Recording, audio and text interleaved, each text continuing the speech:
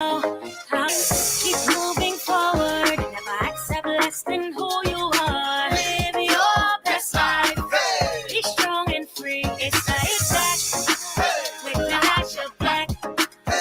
It's the hit back with the hash of black. The Hits Back with Nahaja Black is sponsored by the Cancer Treatment Centers of America and Burger King.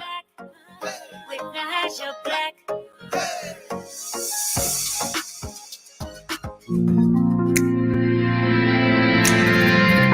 Why does it take only one look for me to risk it all and get misunderstood? If you hit me back and say you're sure, then I'm excited, try to hide it, I'm all good. Get fresh and clean, know what I mean? Got a plan to keep. But don't remind me. The last one told me no. A year ago. Now you've come to exist. Why don't you ever go? Your beauty like torment. That's how it goes.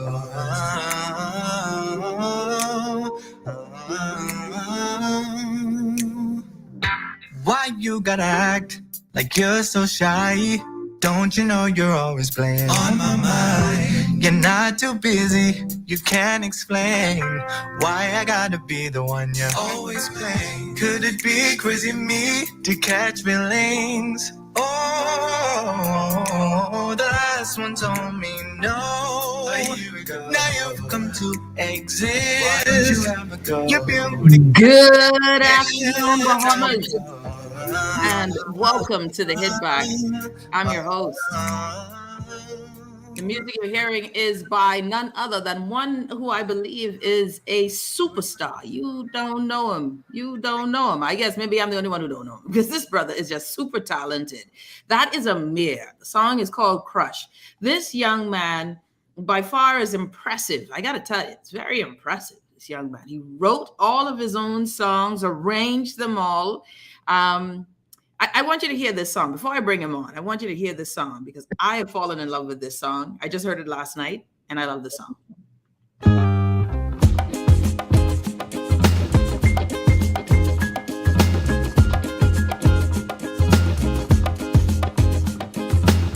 Hey, don't blame me if I see an opportunity. You don't like it, you didn't even try it. They say they're playing, seems like they're hating. Don't even fight it, they can't even hide it. Well, let them talk, you let them talk, you let them talk, you let them talk. Just walk, you gotta walk it out, walk it out, walk it out, walk it out. You know they'll say, you know they'll say, you know they'll say. Be of yourself, they will see one day. Oh, hey, don't blame me if I get what you don't receive. All of my patience. Yeah. I like this song. I love this song. My story. Don't even I don't know about y'all, but this is it for me. This young man, this song is called Big Up Yourself. Ladies and gentlemen, I got to introduce to you. I know, right? Serena, this song is the jam. This I think is cool.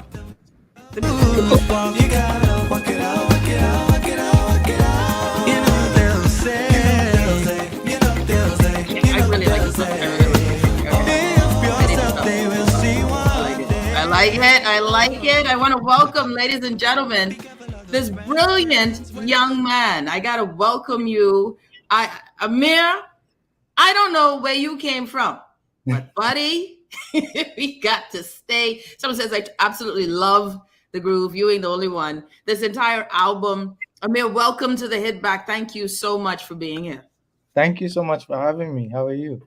Man, listen, you gave me the jam of the month right now. So I just love it. I love it. People saying I love it. Big up yourself. Yep, that's right. This is one of you have an album, right? And your album is called 17. Right. Tell me a bit about your album. Where did you get the thoughts from? How did you write the words? Tell us a bit about your work. Okay, so 17 is an EP. It's just a mini album. So album, mini album, whatever you want to call it. 17 is just an EP, and it started as just a project, an experimental project for my senior project that my school requested, I guess, seniors to do. I went to a performing arts Really? school in Natick, Massachusetts, and Wow. my major in that was just a high school. My major for that performing arts school was writing, film, and media arts. And so we could do so much things in terms of writing and film and whatever you want to do, script writing. And before the year before, I did a songwriting class, and I also did a class called Writing Through Experience. And all of my writing stuff, it just stems from my experience. So I said, what if I, can write some songs, just a few of them, and then, combine that with my experiences, so I'd be writing about my experiences. And at that time I was 17 when that project started, and it had just that year of 17, the 17th year of my life. I know I'm not very old enough to say that I It's had. your year. Right, It's right. your year. Exactly. So I'm not very old enough to say that I've been through a lot, but that year it taught me so much about being I was the only black boy in my whole high school. Oh, That wow. right. So I wrote about that. I wrote about crushes. Just I put themes together, and I wanted it to come off as a story arc. I love this songwriter and singer called Jasmine Sullivan, Oh, yeah, and we her love her. last two, yeah, I love her. She just did an album at the beginning of last year, and the whole album had a storyline to it, and the album before that as well. So I said, what if I write about that, where all of the songs connect to one another and they have a storyline, and you have to listen to the lyrics to get it. Yeah. So I said, I want to do that, and I just think I want to do that, and can we try it? And the school said yes, and they pitched it to the cre- creative director of the whole of every arts program, and her fiance is Luis Resto, and he's a Grammy and Oscar winning I've producer, heard. arranger, right? And Yeah. he arranges and composes and produces for Eminem. And he brought on Herschel Boone, who's also a Grammy Award winning composer and arranger. And he produced the album and the EP. And Brian Charles, we shot it in his studio in Boston, Zipper Studios. So it came off like that. It was just an experiment. And This was they one put hell of an experiment. right. And the head of school put the head of school innovation fund, the first time that had ever been heard of in the school. He put money behind it, and this is what I had. This is what I came up with. Yeah. This is the song will be and started the show off with Crush.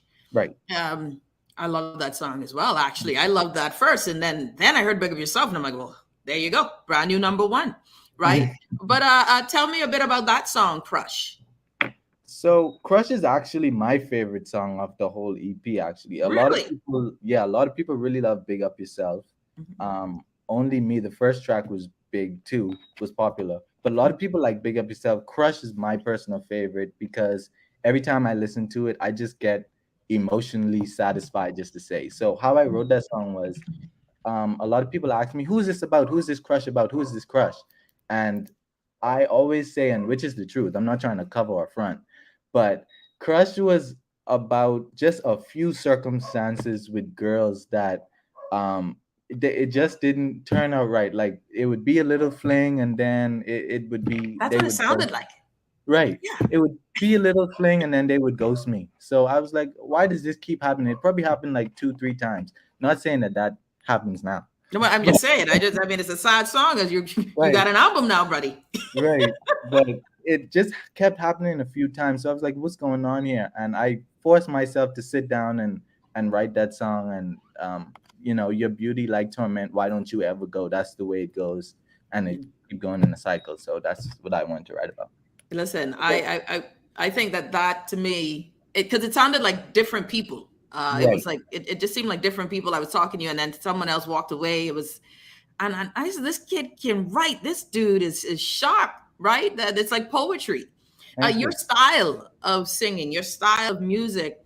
It's interesting that Jasmine Sullivan is one of your influences, because your Right. style is similar to that bluesy, soulful. It reminds me of Music Soul Child. A bit of Jasmine, a bit of Jill Scott. That sort of style, that soul to it, but it got an urban flair, right? Right. So, who else are your influences apart from Jasmine Sullivan? So as it pertains to this project, really, Stevie Wonder is has to be like the biggest for me. He has to be Oh, nice. just he's everything. I can't even explain it. But his whole career, his catalog is huge. He writes for other people. He's one of my biggest influences. And fun fact, all of the everybody that worked on this project, Herschel Boone and Luis Resto, when the music was coming together, we're all inspired by him, and they're from Detroit actually. And when the music was coming together, Luis said something, and this was on Crush actually. He Mhm. said, you know, I know you wanted me to add an organ onto it, but I tried to stay in Stevie Wonderland, and I Oh, didn't even say anything about Stevie Wonder.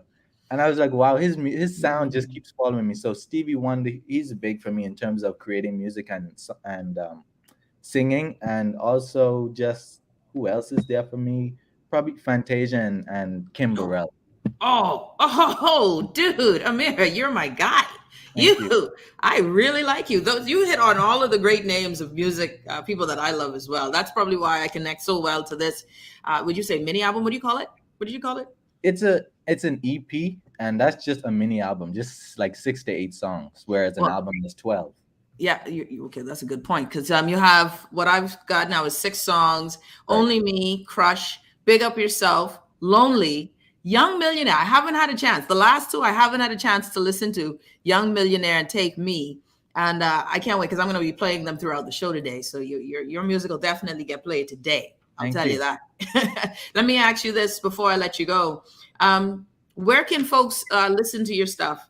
Um, where can they go? Well, you can go on all digital platforms. There's Apple Music, Spotify, Pandora, Amazon Music, YouTube Music.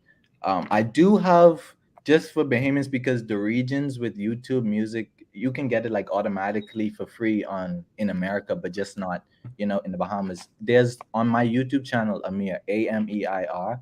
There's Big Up Yourself is there for free. It's uploaded for free. And then I do have a mini documentary trailer type of thing for 17 and how I created it on that channel as well, on Mhm. that YouTube channel, Ameir. And you can just type that Ameir, Amir 17, 17 with the 7 in Number front, 7. Yeah. teen, right? And all digital platforms where you get music, and you can find it anywhere. Yeah. I mean, and I'm so impressed. Can I just say, Amir, um, I get excited. I won't tell the world how we connected, because you're grown now, but I'm just blown away at your talent, at, your music writing ability. What do you see for yourself? Because what I see for you already, Mhm. I gather, is the next level of it. And you've already been exposed to some degree, but what's the next thing for you now?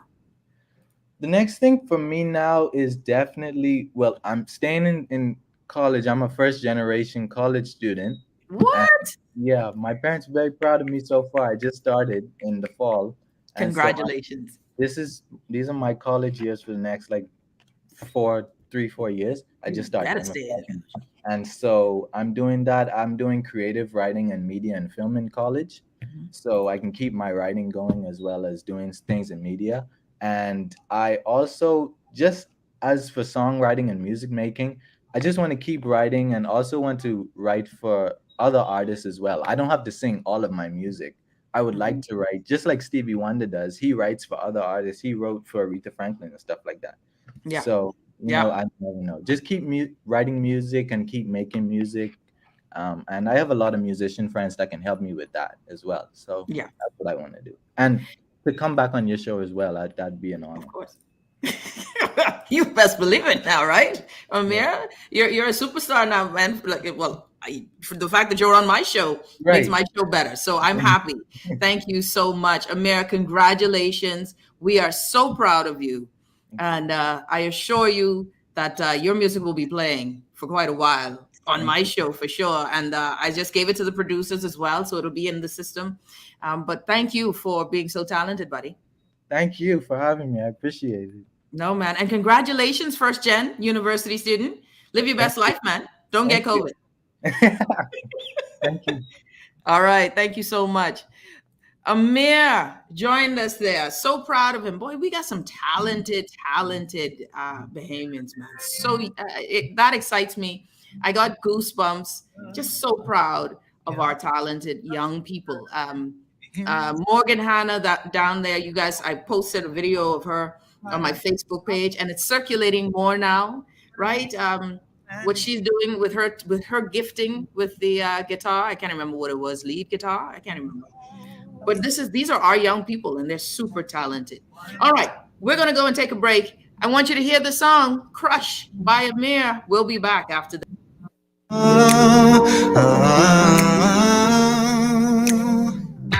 Why you gotta act like you're so shy? Don't you know you're always playing on my mind? You're not too busy, you can't explain why I gotta be the one you're always playing. Could it be crazy me to catch feelings? Oh, the last one told me no. Here we go. Now you've come to exist. Why don't you ever go? Your beauty like torment. That's how it goes.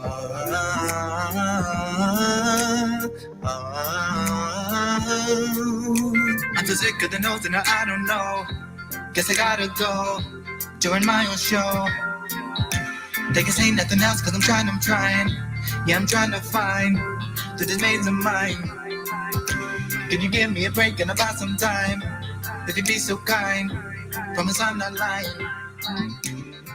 Don't say no, I'll be alone. That's how it goes.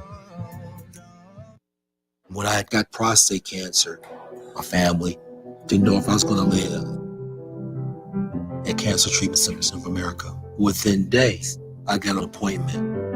They presented me with treatment options, and we set up a robotic prostatectomy.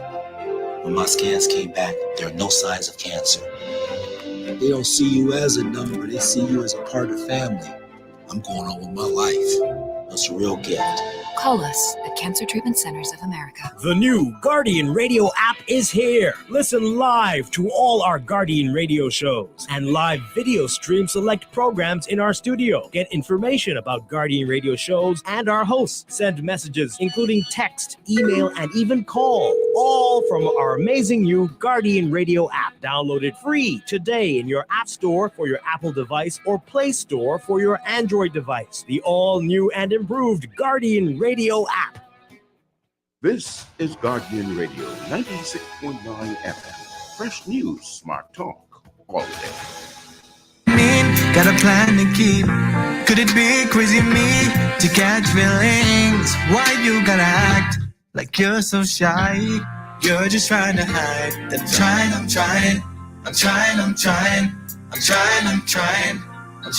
trying.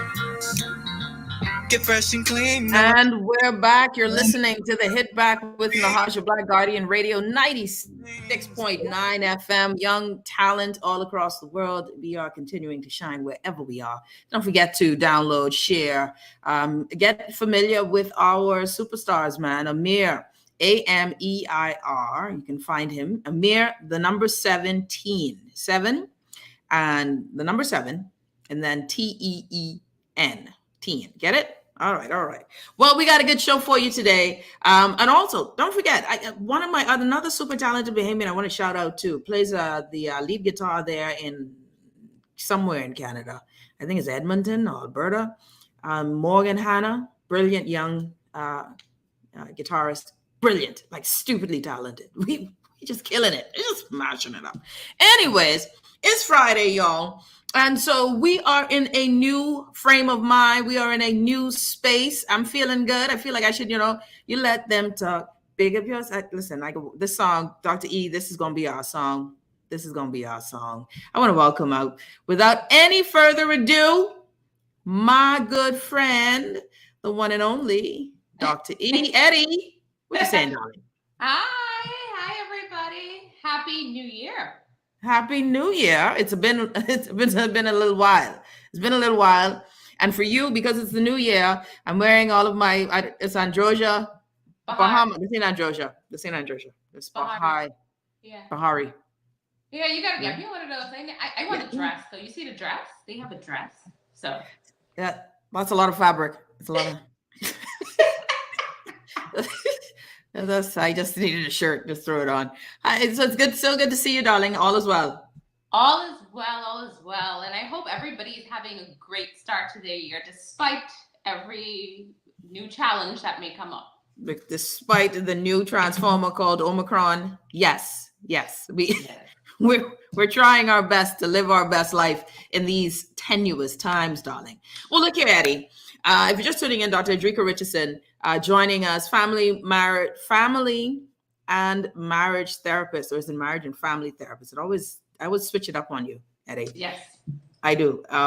But we were going to say something? No, I said it's okay. I'm used to it now. I still love Thanks. you. I appreciate it. The degree that you have is still legitimate, regardless of how I screw it up. Okay, Doc?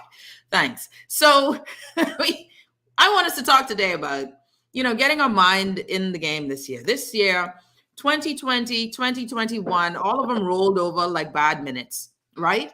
Because we don't get good, money don't roll over seemingly, but bad minutes, it's whatever it is. So the years are rolling over. And I'm hoping that, one of the things that we do this year is get our mind and our head in the game, right? Finding a way to change our outlook or to better ourselves in the season, to change some decisions or some patterns, habits that we tend to find ourselves diving into and dealing with. Perpetual habits. Like some things we got is bad habits and we don't know why. We choose the wrong person again and again, or the type of person, or we don't stand up for ourselves in certain relationships or at work.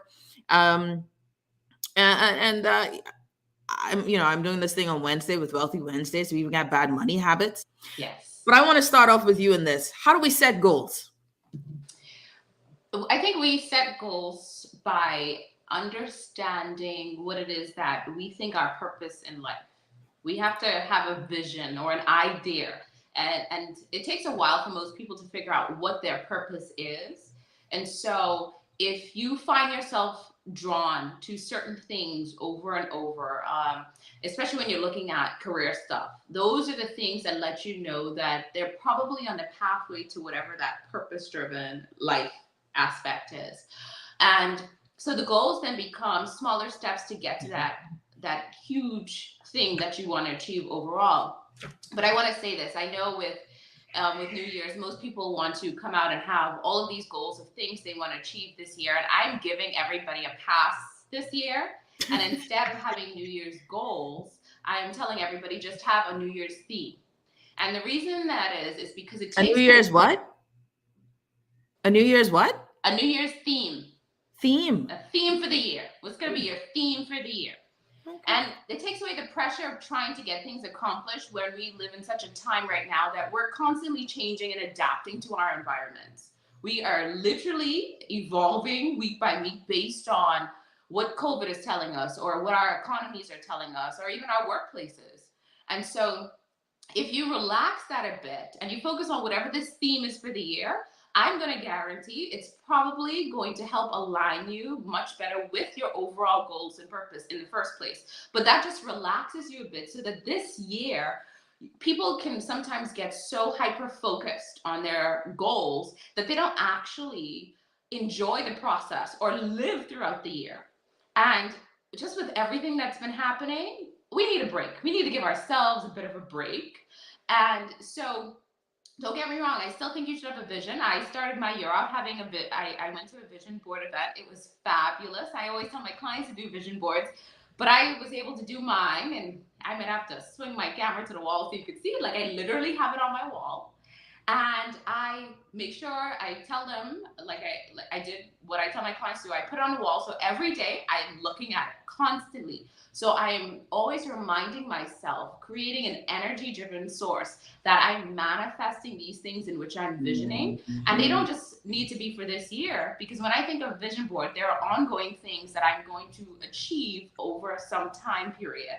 But I'm going to constantly be focusing on them so that I'm drawing things that make me closer to my overarching vision. Yeah, and I wonder too, you said we need to give ourselves a break, right? We do. We do. What happens when you feel like you haven't accomplished anything though? When you're like self-motivated, you're driven, and you feel like you look back and you don't see anything that was on your plans for last year, or very few things have manifested this year. You know, what do you say to that? When, because a lot of folks we start these things, and success doesn't happen, right? And somehow we kind of talk ourselves out of the success stream because of a failure. So we say we're failures, or we're not. This, and it doesn't even make sense. Why should we try? All of this is just hot air.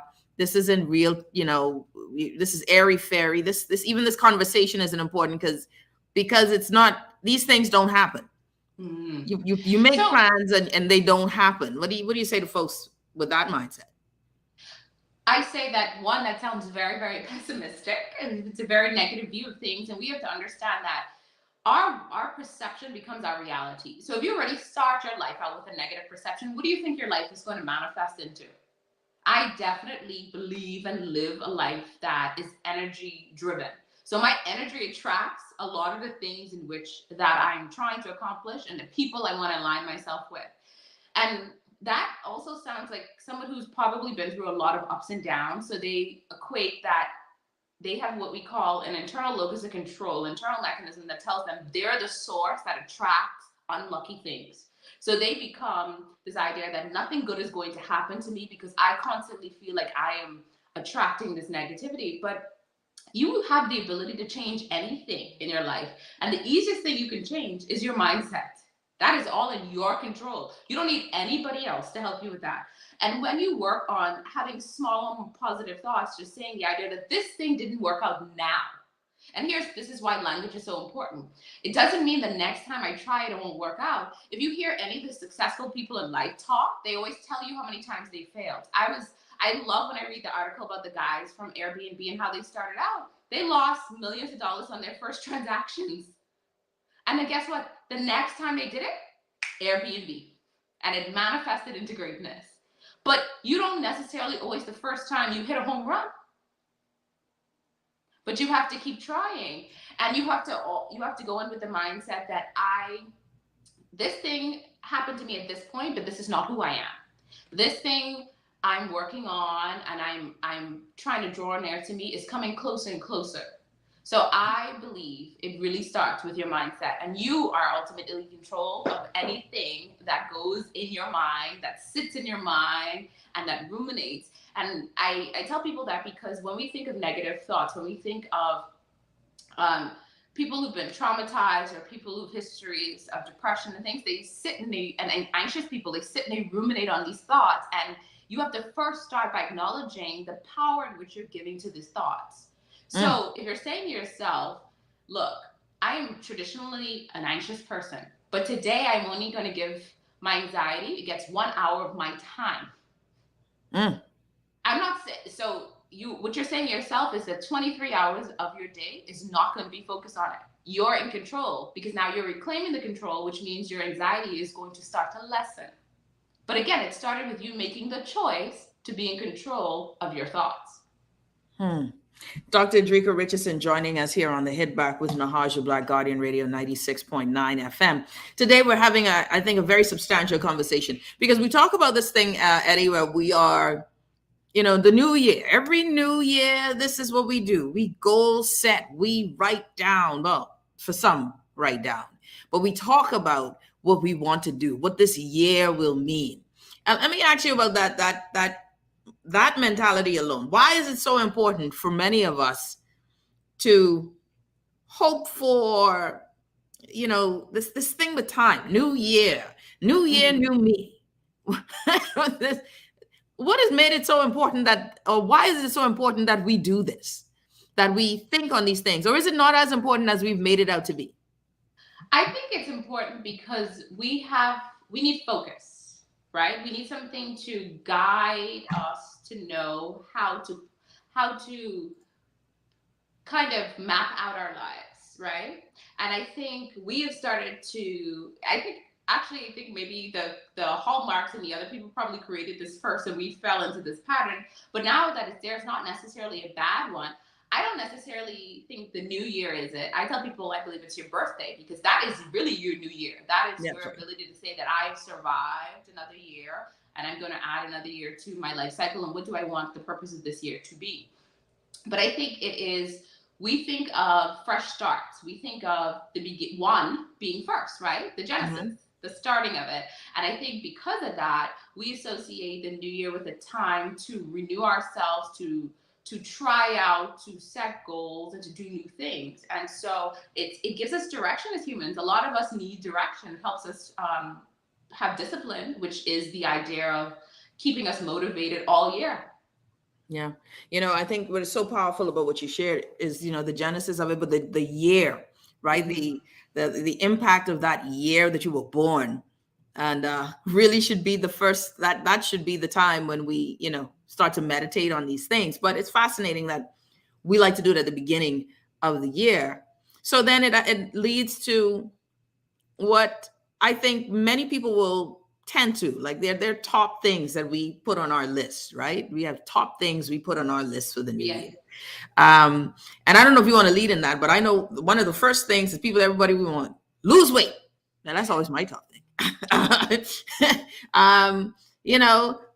Become more successful, make more money. Now some people are like, let's start a family. Let's, buy a home, get out of debt. Yeah. There are things that are common on our list.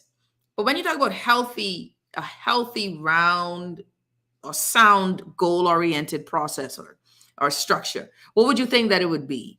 Some healthy goals to set for ourselves. So I'll share what I learned in the vision board event I went to. The creative director said, separate your vision into 3 areas: personal, financial, and business.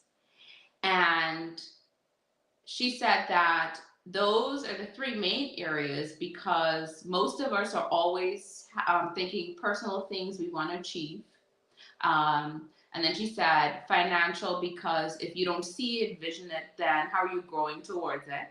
And business, because whether you're an entrepreneur, you work for somebody else, it allows you a mentality to how are you going to fit your career into this, right? And so I like that as a way to give people just some categories to think through. But when I think of goals, I don't think of, so like on my vision board, which I'm about to share with y'all in a minute, because maybe that'll help. One of the things I have in it is wellness of mind. So my goal is huge in the idea that wellness of mind isn't just going to be a year goal, but it's a process that I'm trying to be driven by, which means that I'm constantly going to be working on that, doing several different things, right? So it's not just, let me increase my income, right? But if my mind is well, I'm naturally going to increase my income. I'm naturally going to be thinking clearer to make better business decisions, make better personal decisions. So when I think of goals, I think we have to make sure that they aren't just things that we can tangibly achieve, because once you get that tangible thing, look at kids in Christmas. They want all these things that they've seen advertised. As soon as they get that thing, they go right back to playing with the old thing they had before. You're right. Because it was new and it was exciting. And so we go to the gym at the start of every year. I used to laugh at people who would do this, and I wouldn't do it in their face. I would laugh in my head because I'm a gym person, and so I go all the time. I don't wait until the year starts to go. Mm-hmm. And I would see them come. Between January is the hottest month for gyms, right? Mm-hmm. Because everybody comes, they want to achieve their goals. But the problem is, the reason most people fall off by the end of January or by most likely March is where you see the ones who kind of stretch a little longer because they probably committed to like 3 months. They paid for that in advance. It's because they didn't change their mentality first to understand what is the underlying reason your weight is there. And weight loss starts mental before it becomes physical. Mm-hmm. Because if you don't change your relationship with food, if you don't change your relationship with your body, your relationship with nutrition, it doesn't matter how many pounds you want to lose, because the moment you lose them in a physical sense, if your mentality isn't there with it, you're going to put them right back on. Mm-hmm. So I'm going to encourage people that if you are thinking of goals, you're thinking of what you want to achieve for yourself, ask yourself what's bigger than just a few pounds. Is it being healthy? Because being healthy is bigger than losing weight. Mm-hmm. You will naturally lose weight if you're healthy, right? And health comes in the idea of maybe I'm going to understand how I feel about food. Maybe I'm going to understand that food comes with how you look. Like, people see it first, right? So visually, I look at the plate and I say whether or not I'm going to eat this thing or not. That's right. Right? And people will say, well, I don't really want to drink the green juices and stuff like that. But it's beyond the drinking it, because it don't look good. I'm just telling you, someone who drinks green juice, it don't look good. But you know what I say to myself? Some things I have to do are bigger than what I can see. So I am drinking it because I know how it makes me feel. Yes. And when I start to feel better, then it shifts my mentality. When I see it now, it's just something. It's just a thing. It's a thing. It's a thing. Yeah. You know, if you're tuning in, Dr. Edrica Richardson, we're talking this now about not just goal setting, but the mindset of change, right? The mindset needed to be successful in any of your endeavors, any of your goals that you set, because really we can always write things down, but it takes a different mindset to push through some of the barriers, push through some of the challenges. And what I find, Dr. E, is that we kind of find ourselves in cycles, right? We kind of find ourselves in a rut. And though we wish for a year to be different, we kind of find ourselves in the same cycle of last year, right? Mm-hmm. The same sort of spending habits, the same sort of eating habits, the same sort of relational habits, where we're short, quick to anger, right? Quick to anger, quick to rebuke, or where our passive aggressiveness isn't working, or we allow ourselves to continue to be taken advantage of. But each year we say, this is my year. Right? This is my year for change. I am interested in that mindset of what does it take to change, that rekindling. And you said this year, wellness of mind. I want us to hit on that. Let's take a quick break before we have a news break. And when we come back, I just want to ask you that question. Just what is it, the cycle of this rut cycle? Like what is it that we're doing that keeps us doing the same thing over and over? Is there comfort in it? Or do we not know that we're doing the same thing over and over? How do we recognize it and then get out of it? You're listening to The Hit Back with Nahaja Black, Dr. Edrica Richardson. We'll be back right after this. Call again, you should know this. In a couple years, if you notice that I'm on the screen, all in focus, you should know that I told myself this.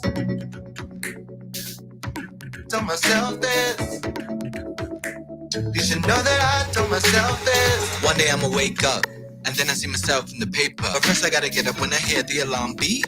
Watch the rest of the day, that's the old me. Not too really worried what I'm gonna eat. When I step out, all I see is chocolate, baby. Cause I gotta keep the A's up. And then they him and them ain't get an A+. How you beat the game? That's what they ask, cause they think I cheat. Truth is stay at work while everybody sleep. Now I'ma finish up the story, cause you get the hint of what I'm trying to say. Everywhere for everybody, it be easy. This is all I ever really trying to be. This is all I ever really trying to be. Young millionaire. When I got prostate cancer, my family didn't know if I was going to live. At Cancer Treatment Centers of America, within days, I got an appointment. They presented me with treatment options, and they set up a robotic prostatectomy. When my scans came back, there are no signs of cancer. They don't see you as a number, they see you as a part of the family. I'm going on with my life. It's a real gift. Call us at Cancer Treatment Centers of America. Beulah, gal, can you believe this? We are now the patrol queens of the neighborhood. We now large and in charge. So we need to check out what's going on in everybody's yard. What about that gun that we know that Junior and his homeboys just ran out? Can we report that too? Of course we can. But we could be in deep trouble if they find out. We need to report what we see, Beulah. When you call Crime Stoppers, they just answer your call in Miami. So then we can report everything? Guns, where they hiding the drugs, who shoot who part of which gang, or who disturbing the peace with the loud music and the motorcycles. Then our neighborhood will be the best in the Bahamas, and everybody go on come live here. And then our house price will go up, gal. So what we waiting on? What's the number? If you see something, say something. Let us all pitch in and stop the crime before it's your time. Call 328-8477 from Nassau or 242-300-8477 from the Family Islands, or text us through the Crack Crime Bahamas app. Stop the crime before it's your time. This is Guardian Radio 96.9 FM. Fresh news, smart talk, all day. Millionaire. Don't worry about the price. I'm about some things that I like. See my name up in lights. When you see me often, I wanna be rich.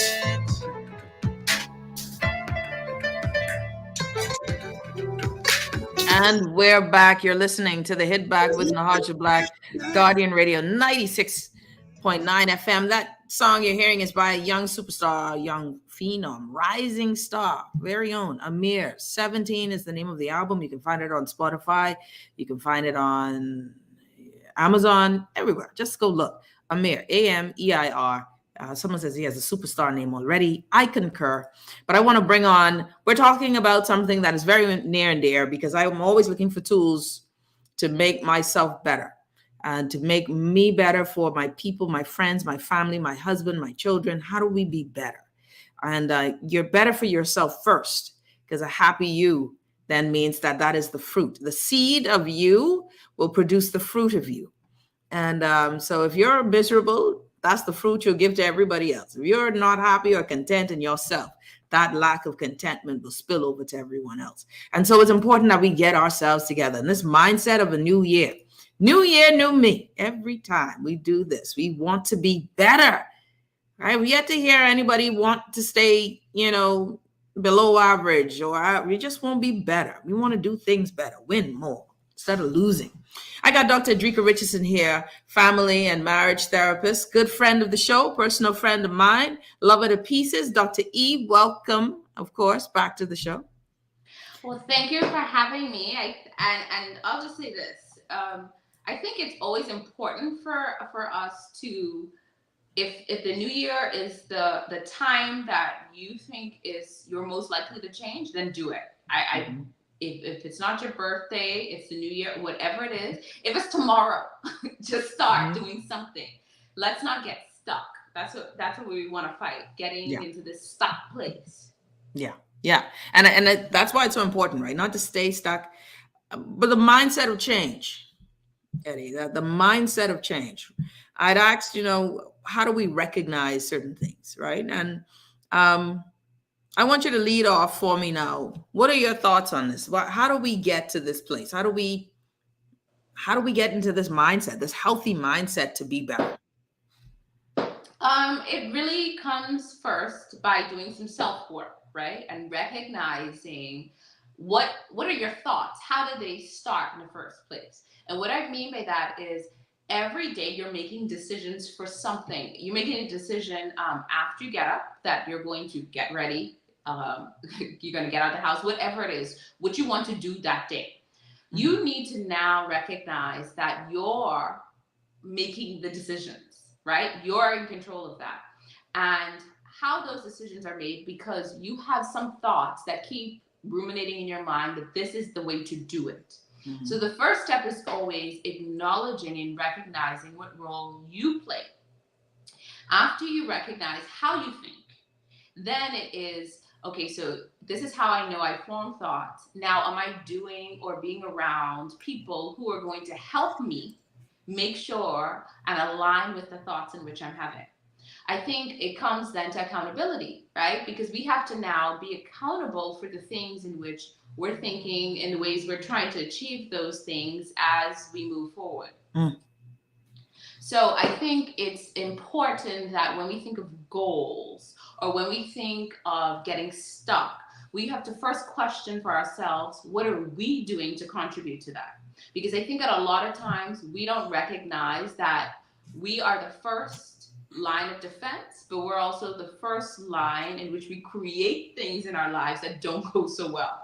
We like to look at and blame things external to us, and we don't take accountability first that, well, if you're always hanging around the same 5 people and none of y'all doing nothing, and you're trying to figure out why you can't get this business off the ground, well, you're around nothing. So that's just how it works.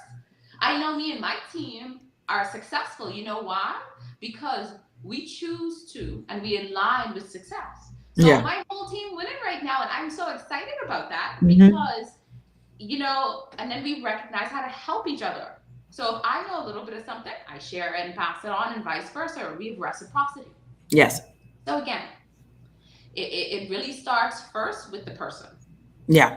And I think that that's huge too, right? That it is a personal journey in this thing, right? And we have, and one of the things we do a lot, Eddie, is we talk about relationships, right? Of course, this is what we do. Marriage and family therapists. The hit back goes soft a lot of times because folks love when we have this show and talk about relationships and all of these things with goal setting, right?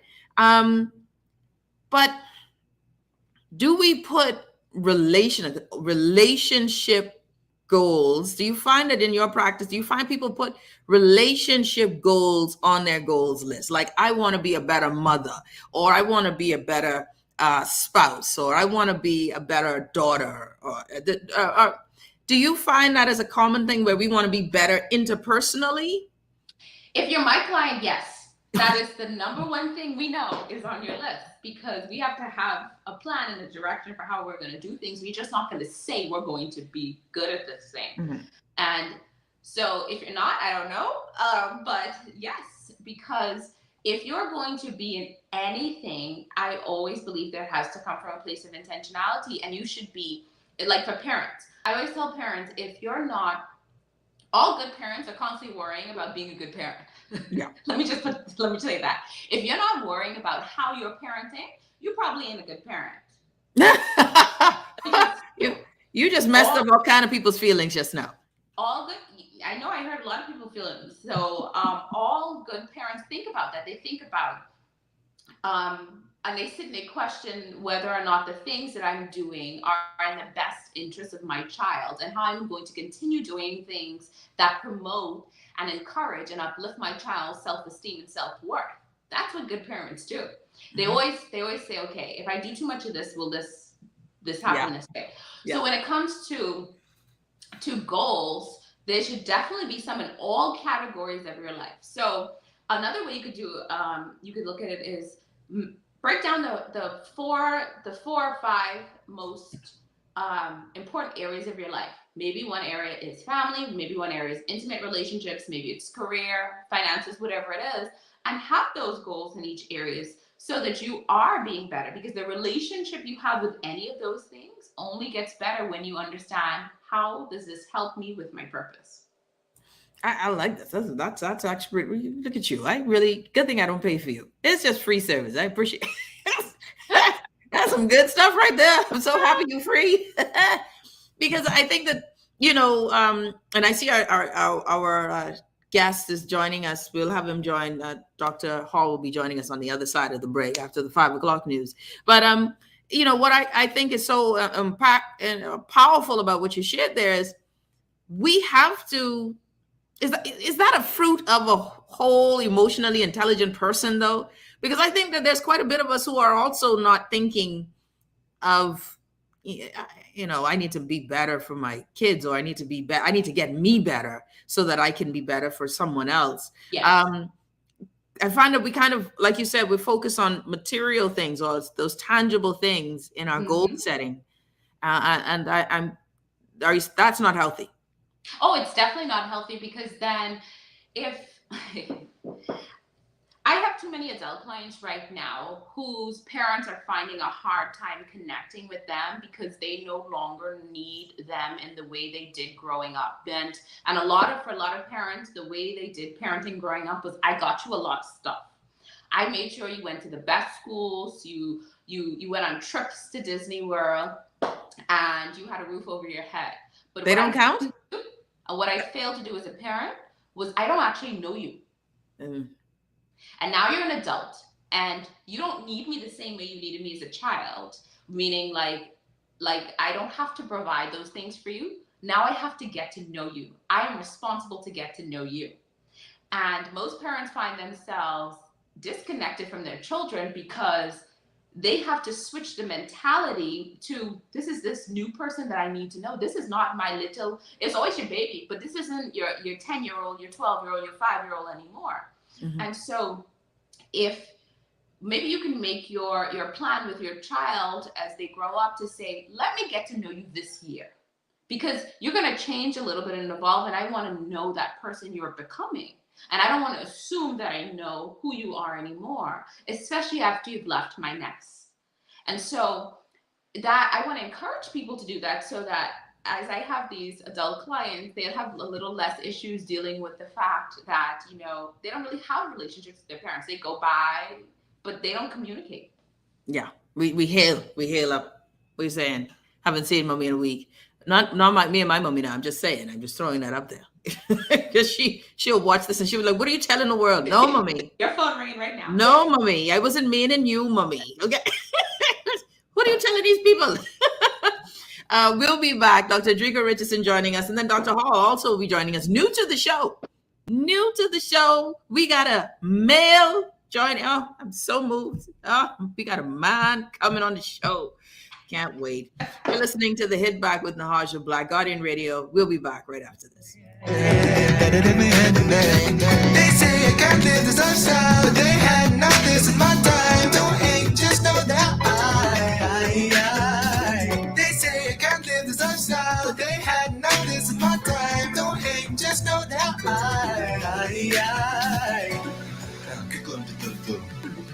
if you never call again, you should know this. And I'm going with the price. I'm about some things that I like. Say my name up in lights. When you see me out in it's right. Millionaire. Don't worry with the price. I'm about some things that I like. Say my name up in lights. When you see me out. This is Guardian Radio 96.9 FM, Nassau, Bahamas.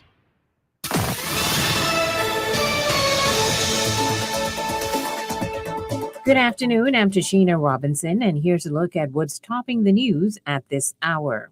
The remaining frontline workers are exhausted and their patients wearing thin. That's the word from former Health Minister Dr. Dwayne Sands, who says hospitals can no longer manage as many patients as they once did. As of January 12th, 119 individuals were hospitalized with COVID-19, 74 of which were at the Princess Margaret Hospital. At last report, 180 healthcare workers in the public system were either in isolation or quarantine, and more than 100 employees of Doctors Hospital were out of commission.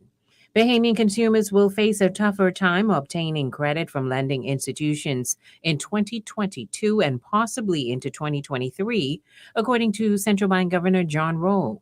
One factor is that banks are on a more drawn-out path of recovery. Another is the fledgling credit bureau beginning to gain traction in the banking sector. Free National Movement leader Michael Pintar revealing that interested buyers offered to pay the Menace administration more than $80 million for the Grand Lucayan Resort. His comments come days after Tourism Minister Chester Cooper said the government is aiming to sell the resort for $150 million. And with that, we wrap up your Guardian Network news headlines at this hour. I'm Tashina Robinson. Stay tuned. AP News is up next.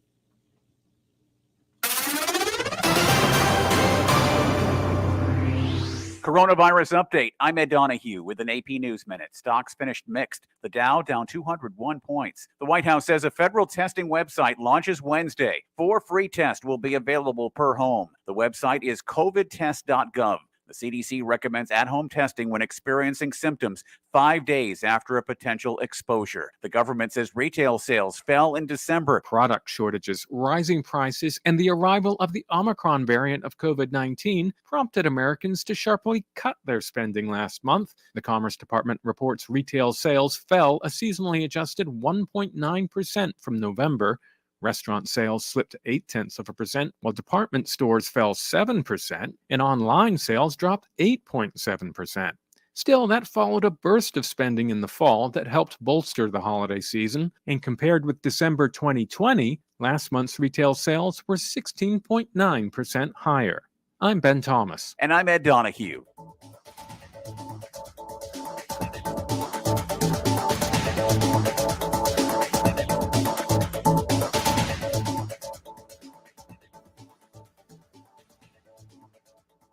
This is Guardian Radio 96.9 FM. Fresh news, smart talk, all day. I'm about some things that I like. Say my name up in lights. When you see me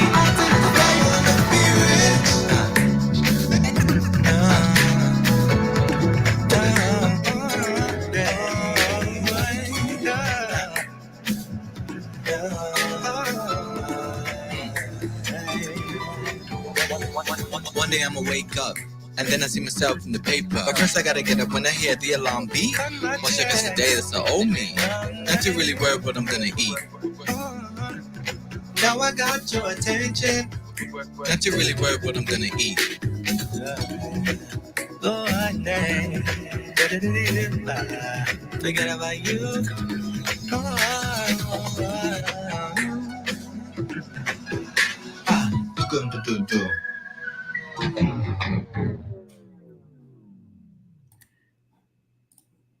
And we're back. You're listening to the Hit Back with Nahaja Black, Guardian Radio 96.9 FM. Hope everybody's doing well, taking care of yourself, living your best life today. It's the weekend, y'all. Anybody else excited for the weekend? Like just that?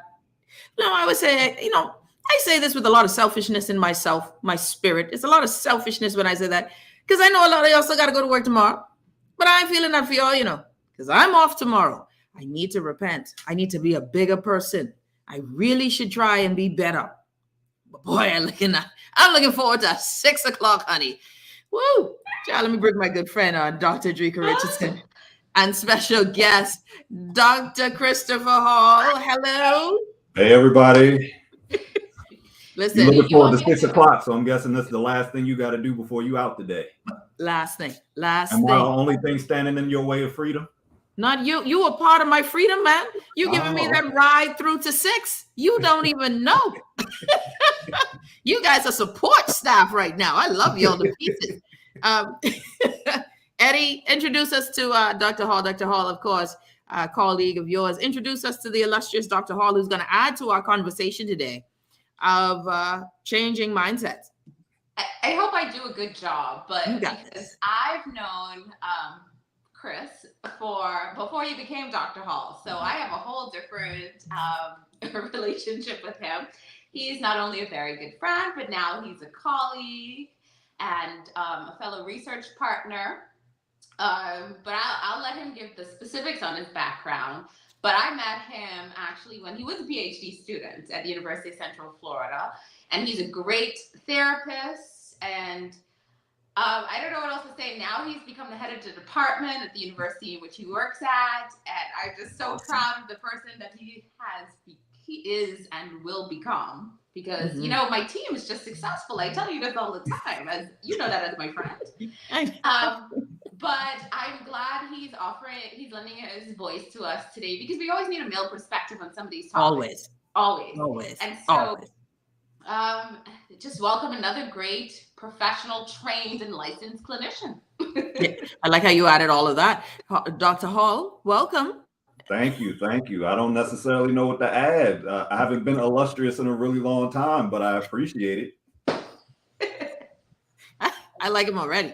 Yeah, we go way back. So again, I was a doc student when she was a postdoc at UCF, and it was really good to have somebody to be able to go to him like, what is going on here? What is happening with these folks? And to be honest, she took care of me sometimes better than the professors that would have took care of me. So I've always appreciated her. She is a friend, mentor, boss lady, all of that. And she is selling herself short. We've also traveled together. So I've been in the Bahamas. I brought students there. She's used her connections to help my students to be able to see inside of the Bahamian government. We've done some work with at-risk youth there. We've done some work with people experiencing domestic violence there. And it's been thanks to her and her tireless efforts. Well, see, there you go. I like this. Now I feel like we have done all of the familial, the family introductions that we can do, virtual hugs and, virtual Mai Tais, but we'll discuss that later. Anyways, again, Dr. Hall, Kristopher Hall, and Doc, before long, I'll be just calling you Chris or, You can call me Chris now. It's fine. Okay, good. So, because I call Eddie, so people will think there are two males on the show, Eddie and Chris. But we're good to go. Let's talk about this then. We are thinking mindset, the mindset of change. And Eddie and I have been discussing this. And one of the things that I find that there's no scientific research to anything I'm saying here, that I'm thinking that when we set these goals, right, with this time and New Year's, when we set these goals, from your perspective, in particular from men, how do men view not just goal setting, but planning. And then with these last 2 years that have gone on, it's been very stressful and a lot of failures with few successes for quite a few. How do men get themselves back, their mojo back, get their head back in the game, believe in themselves again? I find it difficult to speak for all men, I but know. I can I know speak you're from gonna my say perspective as best as possible. I would say, if anything, be okay with failure. And I think that's a hard thing for people to really sit with, especially the way men are conditioned to be the heads of things, be the leaders, be the one in charge, and then you're not allowed to fall. But you have to give yourself that opportunity to do so, because through failure, you learn. Through failure, you're able to see, all right, this is where I messed up. This is what I did. And let me go ahead and do something different this time. And we fail every day, but are you able to get up that next day, learn from what you did the day before, and then do something different? And that is where a lot of people just don't necessarily do that processing work. So I was listening to y'all before, y'all talk about parenting, and that's actually one of my backgrounds. I used to do parenting work. And people don't do that internal work of thinking of failure and thinking of where they messed up, because they're just going through the day-to-day. And you got to eat, you got to work, you got to make sure people are taken care of, but you also need to have that reflective time too. It's so interesting that you said that, because I think in I don't know if it's Black families, but I feel like culturally for us too, right? And we work. Either your parent, your single mother got to work. We ain't got time to all of this bonding. Daddy probably ain't there for some, and he might be around, but he ain't really bonding. And so we kind of grew up, even as citizens, make sure provide, mommy and daddy, make sure you got enough on the table to provide. Parenting is being there. Like we're here. We're not anywhere else. We're here. And so I find that a lot, even in our relationships, and I go back to this, and Eddie and I have done many shows on parenting and asking for forgiveness. We still got adults who want to figure out how to approach their parent, like I need closure. But how important, because I want to go to that, because I think a lot of our issues stem from our parents, man. And I wonder why I never hear anybody say, I want to be a better parent this year. I've never heard anybody on goal setting say, I want to be a better parent. I never hear it, but maybe it's just something we don't talk about. Or how important is that on our list of things to do? Or should we just not deal with it? Let me flip it on you. How many parents are asking their kids for feedback on their parenting? Bang. Good point. I might drop. We could shut the show down there. That was good. How do you know if you're doing a good or a bad job if you never ask your kids how you're doing? And no, that's scary though. You can't ask your kids that. They might tell you the truth. No, they will tell you the truth. You want an honest response? Ask them. If you are afraid of that power dynamic, that's fine. But if you want that feedback and you want to be better as a person, then you have to ask them how you're doing. The same way you go up to your boss and say, hey, am I messing this up? Is there any way that I need to improve? What would your parent performance review look like? Hey, Shanka. Is there a form for that? There's a website? I need to print that out and have the kids do that. And then, we need a website. I really think they should work on that. That's a good idea. Maybe we need to create one of those. But yeah. Here's what's going to happen.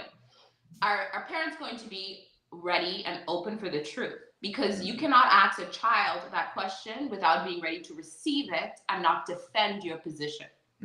So when you ask your child that, if you're going to be honest and ask them that, then just receive whatever they're saying and ask curious questions rather than defend, well, I did this and I did that, and this is where we go wrong. And this is why people don't actively listen. They hear you, but they don't listen because they're so busy trying to rebuttal or to defend their position. They're not actually learning from the conversation. Your child could tell you, look, I have enough clients now who, if their parents did an evaluation, it ain't gonna be looking so good for some of y'all. I'm just saying. And if you're honest with yourself, this is why a lot of them too, they'll send them to therapy, but they don't want to come sometimes to the family session because they're not ready for what that feedback looks like. And I always try to tell parents, if you're sending your child, I let them know ahead of time. There will be times where I'll call you that you'll be integrated into these sessions. So if this is not something you're willing to do, then I may not be the best clinician for you. Because if I'm going to help your child get better, that at some point, I'm pretty sure it's something have to do with you. Yeah. Pretty sure. Look, I tell my students all the time in class, and I try to offer them a way to learn what I'm teaching and say to them that parents are the number one problem for you. Parents are your number one problem, but you have to understand and put the information they gave you in context, why they did what they did to you, why they didn't do what they did. Mm-hmm. Because you may not get the closure in which you talked about. You said people want closure. Sometimes y'all need to get over wanting closure. Closure is a you thing. Get over wanting closure. You're not entitled to closure. You want closure. You're not entitled to closure. And some of us will never get the closure from our parents because they're so stuck in their own selves and their need to do self-work that they can't even have that conversation with you. But here's where you need to have the conversation with yourself to heal, because if your parent passes away tomorrow, and I have clients who have to deal with this all the time, are you going to be willing to let that go? Because your parents may not be able to give you what you still need. That's good. Your parents can't give you may not be able to give you what you still need. Mm-hmm. Man, that's a word that's one of those deep ones where also there's a mic drop on that too, because we're looking for closure and you might not get it. There are a lot of adults who are looking for closure with parenting, like carrying a lot of hurts. When we think about this whole process of, if you're just tuning in, Dr. Edrica Richardson, and first time to the show, and I'm sure not the last time, Dr. Kristopher Hall joining us on the show as well. Someone made a comment and saying, you could tell children nowadays, in this day and time, these kids will tell you why you're a good parent or why you're not. They have no filter. You ain't lying. And then they get body slammed by the Grammy, and then we move on. So when we talk about this part of the process of change and getting into the mindset of being better and wanting to chart your course, there's a lot of introspection that is required for this, right? And that I mentioned, children and parents, because I think like I said earlier, a lot of baggage we carry from our childhood into our adulthood, a lot of limiting beliefs, a lot of reasons why we can't handle failure. In a lot of our households, you don't fail. You get 98, that was 100. You go in with that, them extra 2 points, you didn't try. There is a lot of things that we tote with us, that we declare that we want to get rid of. We go to church on New Year's Eve. We hope Jesus will take care of it. And then sure enough, on the 1st, we still the same person we were yesterday. The mindset shift that is required for success, and we've been talking about that from the beginning of the show, and I want to get your take on it, Dr. Hall. Yeah. The mindset shift that is required for success. How deep do you have to go for it? Or is it just something that you could, I could do 3 seminars and be straight? It's lifelong. Let me tell you, introspection is trash. I hate it. I'm going to be completely honest. I hate introspection. And I've spent most of my life doing it. And especially as a clinician, you don't have a choice because you got to make sure you're good for your clients. So I'm always doing that work. And as a person, we're not really taught, this is a concept I've been playing with, we're not taught how to do it. Like there's an expectation for you to all of a sudden, especially as you become an adult, you need to think deep. You need to learn how to work through your issues. You need to learn how to love yourself and all of this. We aren't really taught that as kids in the same way. We're not taught to really sit with ourselves and be in ourselves. So the first mindset shift is exactly what you said. This isn't an overnight process. It's not going to happen in 3 days, 3 sessions. You might make some quick behavioral changes, but you won't understand why the behavior exists in the first place. That takes depth. That takes work. And there's years and years and years of that for you to continually just be a better person. You're emerging every day as a better form of yourself. So wouldn't you want to do that work on a daily basis? And then the other mindset shift is it happens in different ways. So you don't just have to go to therapy. You don't just have to go to church. Your mindset shift can happen in the gym. Your mindset shift can happen in the ocean while you're scuba diving or whatever. Sometimes my mindset shifts while I'm cooking. I think of my grandmother and I appreciate my ancestors and stuff like that. So it can happen in so many different ways, but you have to leave yourself open to the different possibilities of what it might look like. Because some people are so stuck in growth only happening in one lane when it's actually a highway. Oh God. This brother. Hello, can I snap on that? The brother say you're having in one lane when it's a highway. Can I just say, hey, child. Sorry, Doc. I'm not used. It's just welcome to the hit back. I tell you, you part of my team. You know we greatness. But and I love that you said that, Dr. Hall, because it is a process. Yeah, Lenora says that's deep. It is deep, but it is a process, right? So what? And I have to ask, right? I'm asking. You are going to represent the whole your whole agenda, right? Thanks. No pressure, right? Because I think a lot of us, like women, we talk to each other, right? We automatically know we go to each other, right? You find your group and you chat and you get certain things off of your chest. I know, man, like my husband, he'll go and shoot pool. He and his best friend will go and shoot pool, and they ain't talking nothing deep. It's like I'm his best friend. We're best friends, right? Our depth is each other. But how do men get those tools to do this level of introspection? Like you said, it's trash, right? Like it's hard work. I think it really depends on your circle, first and foremost. Like, it's not that in all circles this thing happens. I know for a fact that there are certain men who they go there, they go deep, they do that work, they trust in each other, they challenge each other, they push each other. You gotta get your circle together so that you have growth-oriented and growth-minded people with you. Now, that means that your homie of 20 years, that might be your friend, but that might not necessarily be the person you go to for that, because that's not that person. And that's okay, because we all have friendships like that. We all have those friends that's your hangout people and that's your I need you people. So you got to differentiate between the two of those and then start there. Once you get your circle, how are you challenging and pushing each other? It could be reading self-help books. It could be, I'm going to therapy, here's what I'm learning. It could be, here's a situation that came up, I need to process this with y'all. What are you thinking? And being okay to alternative perspectives about whatever this issue is. Because sometimes people argue with their peoples because they don't want that different opinion. I just wanted you to say I was right. When a good friend, somebody that's really pushing you, is going to say, nah, you was wrong, bro. That didn't make sense. And then the other part of it is also doing your best not to use women as emotional rehab. So we are socialized as men to look at women as this thing that's supposed to protect us, love us, and everything else. But then we end up dumping our entire burden on them. So since we don't have that outlet all the time with our other male friends or any other people, it ends up with your partner or whoever else you're with. And the goal should be, I need to work on myself so I'm not dragging this other person down with me, because not only do you have the issue of being a woman, but you probably have the issue of being a woman of color, and then everything else that comes along with that. And then here's another pressure on top of that. So that's why I think, as I'm looking around and I talk to my friends a lot, they're like telling these dudes, nah, you need to go to therapy. I'm not doing it. You deal with you.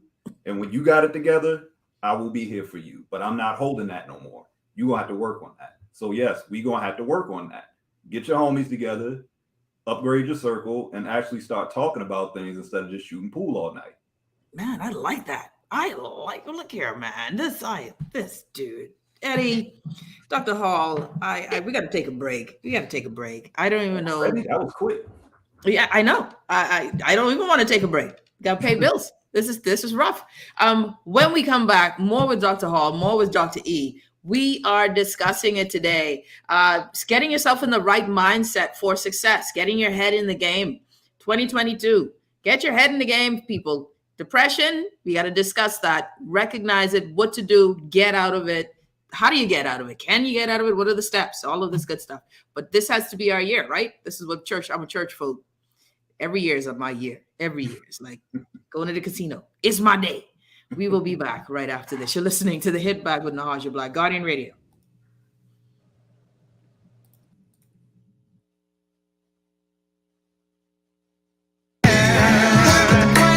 I'm about some things that I like. See my name up in lights. When you see me on till it's right. Millionaire. Don't worry about the price. I'm about some things that I like. See Anyone can offer you a value combo, but at Burger King Nassau, we offer you value and flavor. Introducing BK's $5 barbecue meal deal, where you can get your choice of barbecue chicken junior or barbecue Whopper junior with cheese plus fries and a drink for only $5, including VAT. That's right. Go to any of Burger King Nassau's 7 convenient locations and enjoy value plus barbecue in a $5 combo. The barbecue chicken junior and barbecue Whopper junior meal deals are only available at Burger King Nassau, where taste is king. Throughout our lifetime, we must all make decisions. No matter how we choose, the right one just needs to be made. Like having J.S. Johnson Insurance Agents and Brokers as your insurance partner. We've been serving the Bahamas for over 100 years. Whether you need home, motor, marine, or commercial insurance, make the right decision. Call 397-2100 or visit jsjohnson.com. JS Johnson Insurance. Peace of mind.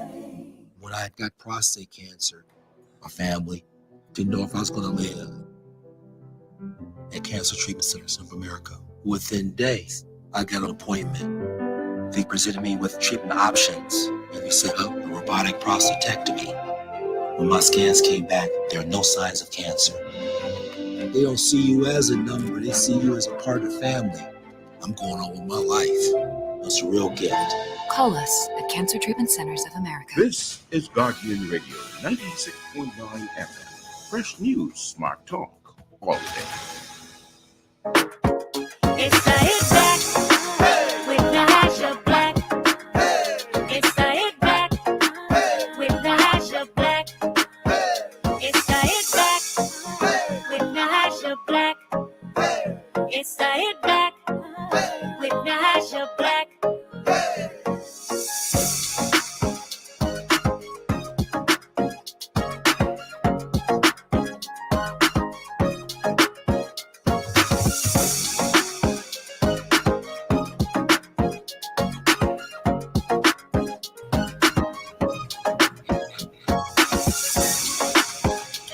And we're back. You're listening to The Hit Back with Nahaja Black, Guardian Radio 96.9 FM. Special guest joining me today, my good friend, Dr. Edrica Richardson. You know her, love her, family and marriage therapist, always a great guest of the show. And special guest, brand new to the show, first time, Dr. Kristopher Hall, all the way wherever he is, don't know for sure. Just know. San Diego, California. Well, look at that. Look what my show is all kind of international. I can't even imagine. Look at you. Man, thanks. Listen, Dr. Hall and Eddie, we're talking about the mindset, the need to get in a better space, headspace for a better or a different you, like for the different you, the person you want to be, the person you see, you envision, etc. Right? Dr. Hall, Eddie, you guys have talked about putting in the work, right? That it requires a work because we set goals. And, you know, we set these goals every year and 90% of them are not achieved, right? And it isn't for the lack of not wanting, like, it's not that we don't want these goals achieved. We just haven't gotten into the mindset of seeing it happen to the end. But the last 2 years have been kind of different, right? It's changed everything in a lot of us, where it has increased some anxieties, some insecurities. It is, for some folks, focused us because you realize that life is short. A lot of folks are going through grief. They've lost people. There's a lot of things going on with folks now. Like we're different. Like we're all different. Mm-hmm. And something that is big that I think is also hampering a lot of our thinking and giving us this level of brain fog. It ain't Omicron, you know. It's just a lot of stress, right? Like depression is really like a real thing. With suicide attempts in children, in men increasing, and men and women in our country. We know that men are they're more successful than our women. So, you know, we have these issues of it. How do we get past the brain fog? How do we get our spirits up when we look at a new year where maybe some family member didn't make it, or your job still ain't there? How do we get our spirits up, our mind up, our light back on, if it's possible? Dr. E, I'll start with you. I think we first start by first acknowledging that our light is off. I think once you recognize that something is off for you, something is different, that's where you start. And after you recognize that, then ask yourself, what do I want to see different for myself? And different may be, I don't want to feel as down as I have been feeling anymore. And so then you look at, well, what's some things I can do to be less down? Maybe it is every day I'm going to get up and make sure by 10 o'clock I'm taking a shower. I don't have to leave the house, but I'm going to take a shower, because every time I take a shower and the water touches my skin, it makes me feel refreshed and renewed. It may be a situation where you look at some of the relationships in your life and you say, you know what, I have to let certain people go. I had a client yesterday, we had this conversation, which is, as you evolve and you change, you have to do a draft, and it's what I call it. And it starts usually with a family draft, right? You got to see which members staying on your team, on your starting five, and which ones got to get put on the bench. And the reason you have to do that is because we've been so accustomed to thinking that our family should always be our family. And what I mean by that, I tell people, when you turn 18, family is a choice. It's not necessarily blood related. And it becomes a choice because I have some people in my life who are not blood related to me, but they are my family. Yeah. And so shift in, and you don't need to feel the guilt for putting those people on the bench. They don't deserve to be in the starting five. So why keep them there? They may be draining you. And so it's just a little, that's where I would start. Dr. Hall. Just continuing on that incremental change, like she said, taking step by step, day by day, pushing forward of first noticing what's going on. And then when you see yourself stuck, okay, if all I'm going to do is take a shower today, I'm taking a shower today. But tomorrow, or maybe 2 days from now, I'm going to take a shower and I'm going to take a walk. Starting to really, really push yourself forward slowly, and not thinking that automatically the depression is going to be gone. It's not. Depression is sneaky. And what a lot of people think is just, I'm down, I'm sad, I don't feel like it. It is actually a neurological thing. It is your brain telling you that things are not okay and we don't want to function. So you have to be open to different ways of addressing that. And for some people, it might just be behavioral. I might be able to take a shower, go to work, and do everything else. Or I might need to see a therapist. I might need to see a psychiatrist. Some people do need to be medicated, and that's completely okay. You got to open yourself up to different ways of care and different ways of being healthy. But really with the depression as well, understanding what functional depression looks like. And that's hard for a lot of people. Yeah. So you can be going through the day-to-day thinking everything is good, but you're gaining weight, or you're not eating, or you're snapping on people. Your fuse is short and you're trying to figure out what the hell is going on. You are actually depressed. So looking at it in a different way than what media portrays or what you expect depression to look like, you might look around and see, actually, I have some problems and I might want to go try and fix these things.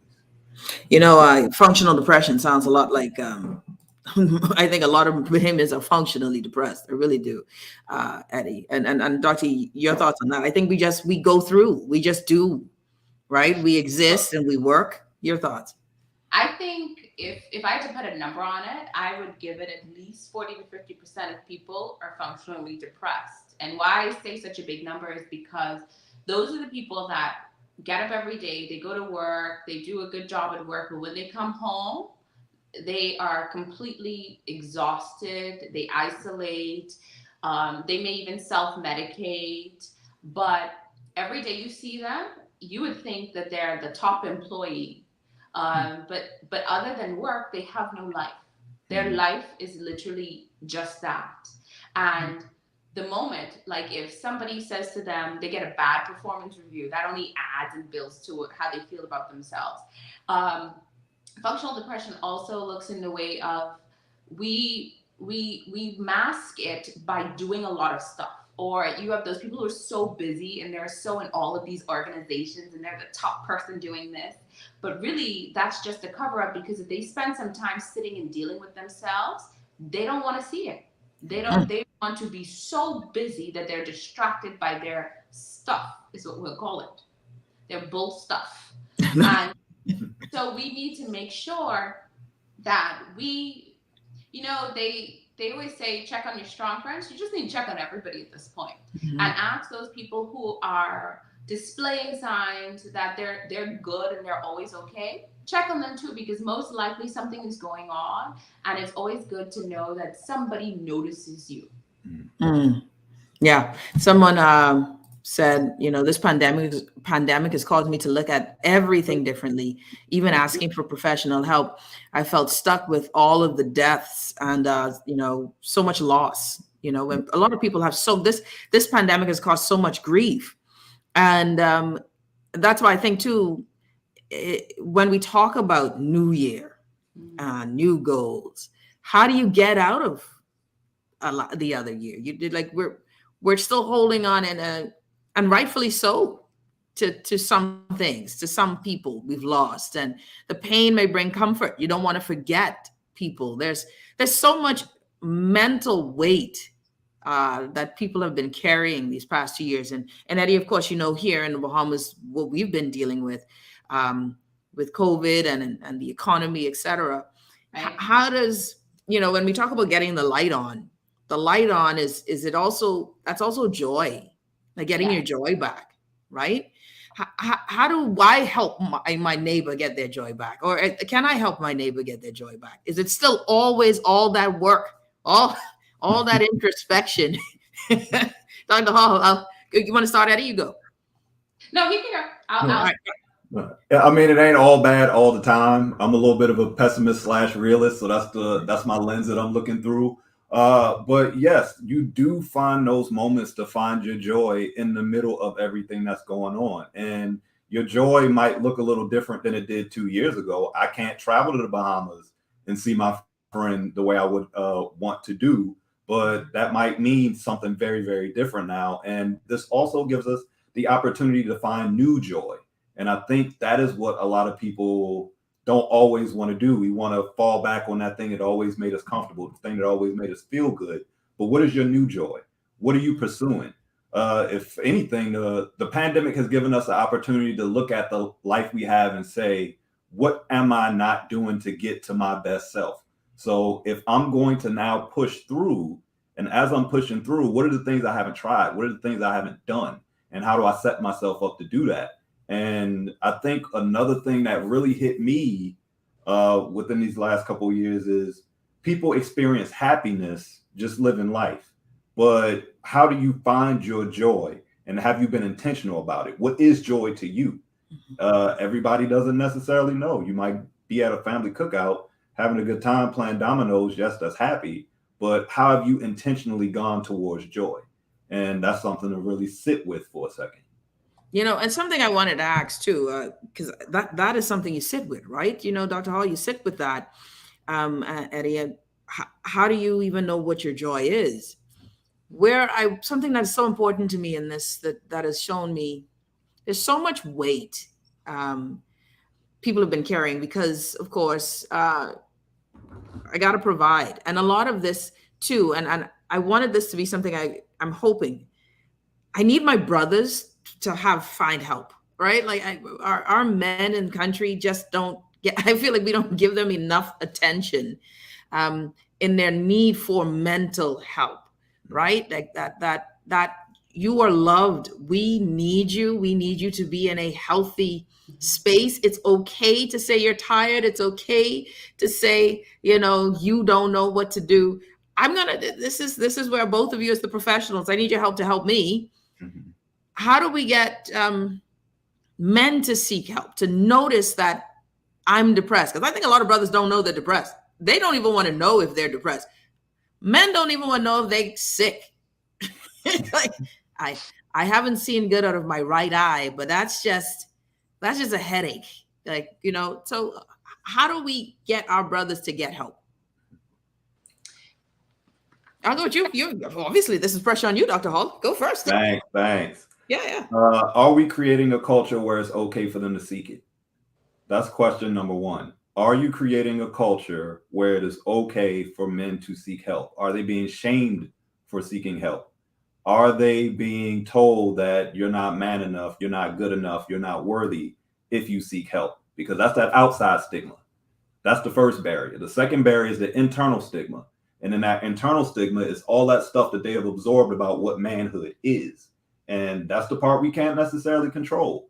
But we can give resources, we can give opportunity, we can give voice, we can give openness to say, I love you, I see this, and I want the best for you. And I want you to go in this direction. So what can we do with this? What can we do about it? How can I help you? Not necessarily how can I fix it for you, because I can't fix it for you. You got to fix it for yourself, but I can push you in the right direction, or I can listen and I can work with you up until the point of where I know what to do. Because the average person isn't a therapist. The average person isn't a clinician. Mm-hmm. So all I can do is listen, but I can't help you work it through. I can't help you make it better, but I can be here with you and for you. You know, Eddie, in our society, you know, I find this interesting. My thought process on this is just interesting, right? Because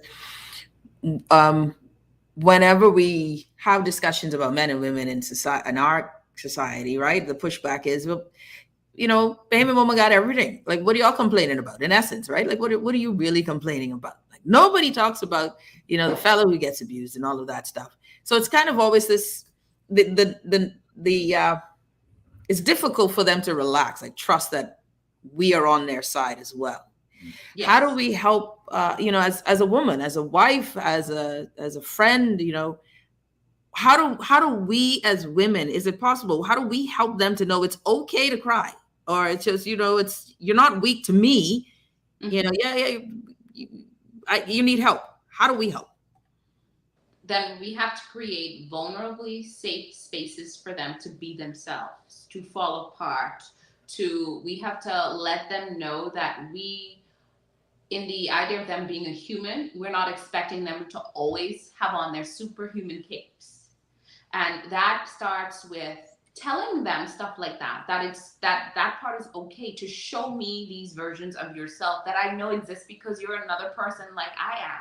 Mm-hmm. And when they are having those moments, then you want to make sure that you're listening.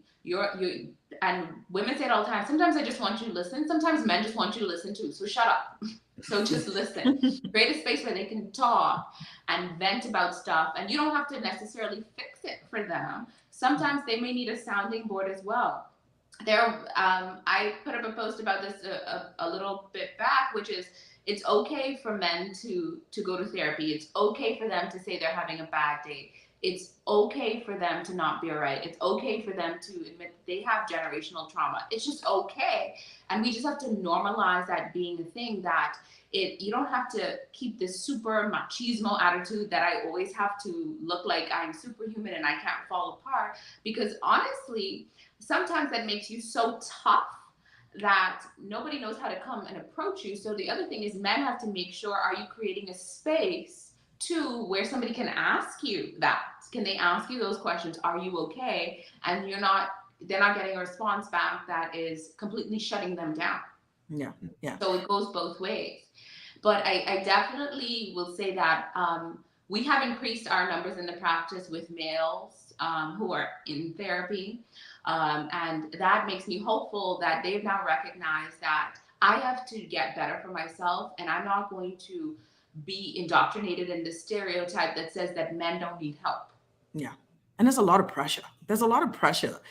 Just to, you know, I can't even imagine. That's one of the things that for me was difficult, right? The financial pressure of COVID-19, that you carried the family. That was one thing you probably did. You were sure that this was what you were good at. You carried your family financially. Then you lose that. If I had a client recently, this couple, I have a couple who the guy and the couple, they were on the cusp of getting, their relationship was going well over 2-3 years. So now they're planning, and they're at the phase where, like, let's talk about, are we going to get married? And they both agreed that this is what he wanted to do. And guess what happened? COVID said, yeah, but no. And so he lost his job. She had her job the whole entire time. He was used to being the breadwinner because they have been living together. And so he lost that. And he said when he lost that, he now could admit it. He lost that, and he realized he lost himself because he didn't feel like he was adequate anymore to be a partner. And what happened as a result of it, she would still check in and ask him how's things going. And he admitted it. He became a mute. He did not want to talk about it at all because he knew he was struggling, but he also didn't know how to admit that he felt so emasculated by the fact that he was not providing. He just couldn't deal with it. And so that went on for a year and a half. He just got back to work. And now he's trying to rebuild. But guess what happened to the relationship in the meantime? It started to disconnect, because now she's at a place where you ignored me for this time period, and I sat with you, and he admits she took one for the team. She had been doing everything, right? Because not on top of the fact that she was doing her portion of what she was doing before, she now had to take on the financial stuff that she didn't have to do before. And she didn't complain, he says, about any of it. She didn't even mention it as if, like, I don't know, or throw it back in his face. But because he shut down, he created such a disconnect in the relationship. And now she's at a place where I'm not sure I want this anymore. And it's not because you weren't providing, it was because you shut me out and you isolated from me while we were still together. I think the worst relationships to be in are the ones where you're living with somebody and they have totally shut down. Wow. Because you see them every day, but they're not there, if that makes sense. And so now he's at a place where he's working and stuff, and he wants the relationship to just go back to normal. And she's just like, whoa, whoa, whoa, whoa, whoa, whoa. I don't even know if I like you anymore. Yeah. Yeah. And so that's the reality. So this is why we have to encourage men to have conversations. We have to encourage them. And it starts with us as females. It starts with mothers of sons. Because, look, I done dated a couple of y'all. I just want to say, because mothers play such a primary role in parenting of sons, I need you to encourage and get your sons ready to be in relationships with other women and not yourselves. Okay? I need you to get them and encourage them to talk and communicate. And that does not make them less manly or some fear of their sexual orientation. It makes them a human. So when they get in a relationship with somebody else, they don't fall apart. Yeah. Let me ask you this. Someone asked this quick question, and then we'll switch gears for a second here. How does one train their mind not to wonder or daydream into negative thoughts, even though negative thoughts may not be a part of the individual character? That's an interesting question. I say allow it. Because negative thoughts are going to come. Is where if you stay with those negative thoughts, that it becomes a problem. So it's a mindfulness practice to just let your mind do what it does, because it goes all over the place. It's like a bunch of complex synapses and stuff happening up there all the time. And our mind is doing a million things at one time. And eventually it's going to wander into these spaces where we are looking at ourselves as less than worthy, looking at ourselves in a bad light, or thinking negatively. But you acknowledge it. You say, okay, this is okay, but I have facts to refute this. This isn't necessarily the entirety of what the world is. It's just a fleeting negative thought. I had it, and now I have all this evidence that lets me know that this isn't what the world is. This is just where my brain went for a second. So just let yourself have it, because if you try and fight it, you're going to dwell on it, and that's going to make it stay even more. Listen, I am so happy that we had a chance to do this chat. I've got one more guest I need to hit to before 6 o'clock, but Dr. Dr. Hall, this is not the last time, Eddie. We have to bring Dr. Hall back. He now has to become a staple because you two are, Eddie, you're powerful always individually. And then they add people to you, and it's just ridiculous. I mean, what do we do?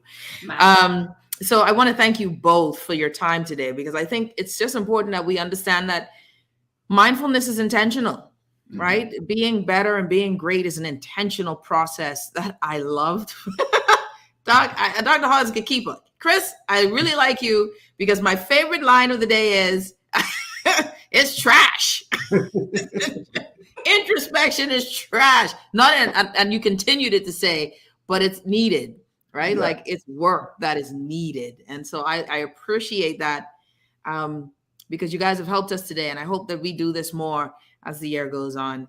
Dr. E, Dr. Hall, thank you both. Appreciate you. Thank you for having us. All right. Thank you. And hello to the fam. A lot of them in the room today. Oh, So trust how me. do y'all? They're right here running right out. Look at that. Proud of you. Thanks, guys. Appreciate you. All right. Dr. Addie, Dr. Edrica Richardson, and Dr. Hall joining us on the show. Morgan said, yes, Chris. Yay. Look at that. All kind of love there. Now we want to switch gears quickly. I know you guys have heard of the family in Eleuthera that has gone through their own challenges this year. And I want to bring them on really quickly because I think I definitely want to have them talk about their story. And Keith Kelly, are you there, Mr. Kelly? Yes, ma'am, I'm here. All right. Welcome to the Hit Back. How are you? I'm good. I'm good. How you doing? I'm doing well. Listen, okay, now I need to see your face, not the ceiling fan. Thank you. Well, thanks for having me. No, it's my pleasure and an honor to have you on the show. Mr. Kelly, tell us a bit about your story. You guys have had a traumatic event happen to your entire family with a fire. And this has been a storyline that is something that has unfortunately been happening across the country. But tell us a bit about your challenge there in Eleuthera. What's going on? Yeah, we had a little challenge, when my mom's house got caught on fire. And then we were not able to get it out, so that it just went on. And actually my son, he did left from the house to get the fire truck, and by the time he reached the fire truck, there was no water in there, so he had to go on and get water to put water in the truck. And by the time he come back, it was too late. So that was the tragedy for that. And you're talking like about 20, it was about 23 of them was in there, and that the whole building just got destroyed. Wow. 23 family members there. How have you guys been managing since? And when did this happen? Remind us again, please. Pardon me? When did this happen? This happened in November.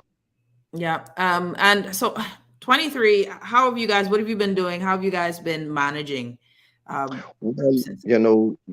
they've been, tugging it out here at the Methodist Church. And again, we really appreciate that. Pastor Derek Lico, yes, who is the pastor of the Methodist Church. And he talked to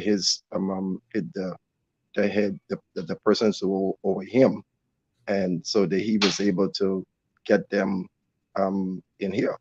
So really appreciate that, and we really thank God for them. Mm-hmm. But on that, there are some here, and there are some all through the settlement of the Bluff. Mm-hmm. So so it's like being a challenge, yes. And with what you guys have been trying to do and reaching out to the public is just really trying to organize and get your homestead back. And I think, unfortunately, we just lost Mr. Kelly. So one of the things that they have been doing, since unfortunately we lost Mr. Kelly just now, is that they've been, the Kelly homestead, they have gotten the property cleared down. And what they're asking folks is not for money, but really to help, if you can, with buying supplies. If you stop to the lumber store, and I have that information here, I have to remember which one. I think it's Tops. And you just go ahead and really just say, listen, I was here, I was buying nails. I want to put $20 here. And I think we've got him back. There you go. Yes, ma'am. Sorry. I'm sorry about that. It just no worries. And so what I was about to mention how you guys are really seeking support. How can we help the Kelly family? Yeah, you really appreciate that, that with material wise, that we're looking at another home now, which is belong to a neighbor of ours. And she said to us, say, if we find the material to fix up the house, that they will be able to be there. And in fact, it's like about 3 bedrooms in the house. But if they fix it, even if they fix it up, you'll be able to get like 4 bedrooms and fix up the 2 bathrooms within there. So if that's possible, I mean, once we get the material for that, she said we can go ahead and they can be there. But at the meantime, they still here at the hall in at the Methodist Hall. How many kids are with you guys, Mr. Kelly? How many kids? How many kids? 5. 5 kids. 5 kids, and you guys have been there at the Methodist Hall since November. So where can we go and support the and donate? Which lumber company, and how much you guys hoping to raise? That would be JBR. JBR. And how do we do it? So we go to the account, we say, okay, we're putting this on the Kelly account. What do we say? Yes, ma'am. Yes, ma'am. That is correct. The Kelly's account. That is in my name. That's Keith Kelly. Keith Kelly. And yes, ma'am. What is the hope? And the blessing is that you have the support of the community. 23 of you as a family displaced. The hope is, what date are you looking at? If you get, what are we looking at in terms of the amount of funding? Give us a number so that we know, hey, listen, we need to reach 25,000, 30,000. Just go to JBR and say, put it on the Kelly account. How much do you guys need in terms of a real number? Because somebody might have 10,000 and want to give it today. Yes, ma'am. We'll be looking at carry with you amount would be to do that. Mm-hmm. I was asking my brother. Yeah. No worries. And pardon me? Yeah, what we're looking at now is also your homestead that has been cleared down. Yes. and really trying to correct. prepare. Yeah. That is correct. And also that we have it cleaned down. Then now tobacco, we don't already put tobacco in it and then cut it. We already cut the footing off the foundation from the foundation. We already get our footing cutting. And then we have the sand already there. The P-Rock's supposed to be there today. But apparently they just asked him if the P-Rocks is there. He said not yet. And then he also started to plant the steel in the footing so we can go ahead and get the stuff together and start up to build back. Well, of course, we got the plan. We was able to get the plan for, so now we begin the process now. All right, well, Mr. Kelly, we are going to, our best, and as everyone who's listening today, that we will all have the opportunity to go ahead and be a blessing to the Kelly family. And we appreciate that you made it simple for us, where we can go to JBR. If you're in New Providence, you can go to JBR and just donate to the Keith Kelly account. Mr. Kelly, I appreciate your strength and the community you have around you who are there to support you through this tough time. But thank you so much for telling us your story. I appreciate you, and God bless. Thank you very much. God bless your family as well. Thank you. Yes. So I want everyone, if you can, take $5, $10. If you're in the area, please do go ahead and stop at JBR. Put some funds on the Keith Kelly family account if you can. We are a village, and don't think of, well, if it was me and someone didn't help you. I want you to think outside of that, and let's go ahead and be a village. This is the village.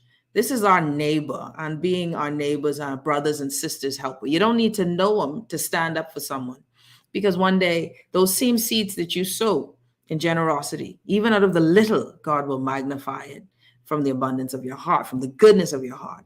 Everyone, take care of yourself. Be safe. Have a great weekend. Yeah, listen, they say Omicron, everybody gonna get it. Try not to get it. Get your booster if you need to, but after so many shots, this thing ain't making sense. But I digress. Have a great weekend, everyone. Stay safe. Special love to our guests and to the Kelly family, sending our love. Everyone take care. See you all next week. We're out. Regular day in my mind.